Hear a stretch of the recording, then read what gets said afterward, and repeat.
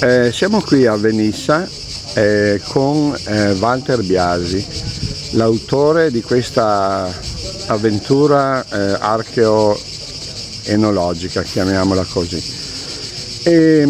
Walter, dici un po', raccontaci come è nata questa avventura, chiamiamola così, questo bellissimo vigneto che sei stato ritrovato dopo centinaia d'anni. Raccontaci. Intanto ti ringrazio per quello che hai detto. Non sono io chiaramente l'autore di tutto questo, anzi io ho fatto soltanto un segmento di questo progetto che è nato da un'idea di Gianluca Bisol. Mi ha incaricato e sono contento e lo ringrazio per questo, di cercare nella laguna dei vigneti storici che potessero praticamente essere recuperati. Si parlava molto allora della Dorona di Venezia. Abbiamo cominciato il progetto nel 2006, abbiamo praticamente scandagliato insieme a un esperto della zona, un conoscitore della zona, Tiberio Scozzafava, e con un progetto messo insieme dalla Bisol con il Tiberio Scozzafava e il sottoscritto siamo riusciti praticamente a trovare dei siti in cui c'erano ancora delle vecchie viti di Dorona di Venezia, così chiamata. Lì abbiamo fatto la selezione di questi ceppi in 4 isole diverse. Le abbiamo praticamente selezionate, abbiamo prelevato il materiale nell'inverno del 2006 e abbiamo fatto le prime barbatelle nella primavera del 2006, e questo vigneto che vedete è stato realizzato poi nel luglio del 2007, quindi ha ormai 8 anni questo momento. È stato il primo nucleo praticamente di Dorona di Venezia, che poi ha seguito tutto quanto un iter di verifica e di certificazione da parte dell'Istituto Sperimentale per la Viticoltura, e quindi adesso praticamente possiamo parlare di Dorona di Venezia come vitigno recuperato storico della laguna di Venezia. Quindi un'eccellenza veneta fatta da un veneto in territorio veneto. Direi da tanti veneti, uno di questi sono stato io e sono ben contento per questo. È stata un'esperienza per me molto bella. Mi ha permesso di conoscere la laguna come non l'avevo mai vista e conosciuta, e ho capito che si poteva fare effettivamente viticoltura anche qui, anche se uno immagina la laguna di Venezia come una situazione molto umida, difficile per quanto riguarda le coltivazioni. Invece il vigneto, se il terreno praticamente ha la giusta salinità, perché qui il problema più grosso è quello della salinità, chiaramente.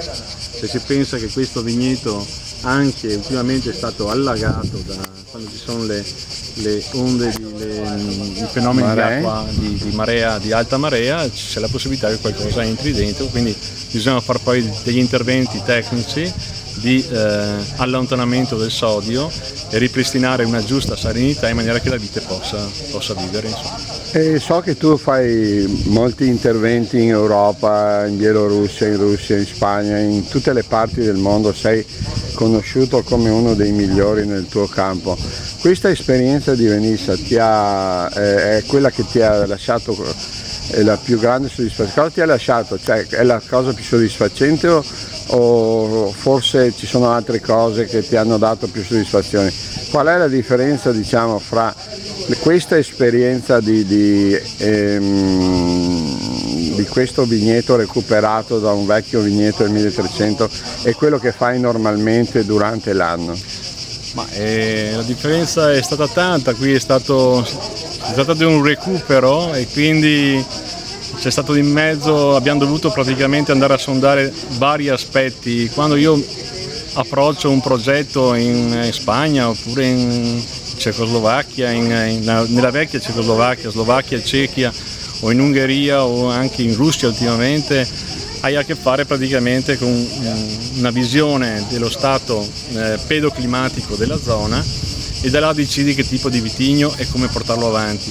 Qui si è trattato di recuperare qualcosa che c'era, quindi siamo andati in profondità con le questioni storiche, c'è stata una ricerca storica, c'è stata una ricerca che ci ha portato a scandagliare zona per zona, direi brolo per brolo, casa per casa, se c'erano praticamente dei vecchi vigneti, quindi è stato un lavoro diverso che mi è piaciuto, e direi che è una delle belle cose che ho seguito, che ho fatto e mi rimane veramente un bel ricordo e una bella soddisfazione dal punto di vista anche professionale.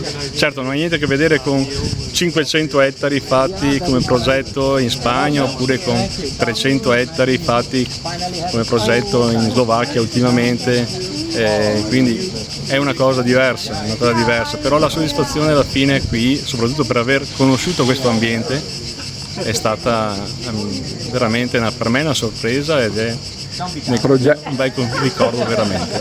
Bene, progetti in futuro, il cantiere che hai sotto mano adesso, che è qualcosa di grosso, di interessante che vuoi raccontarci?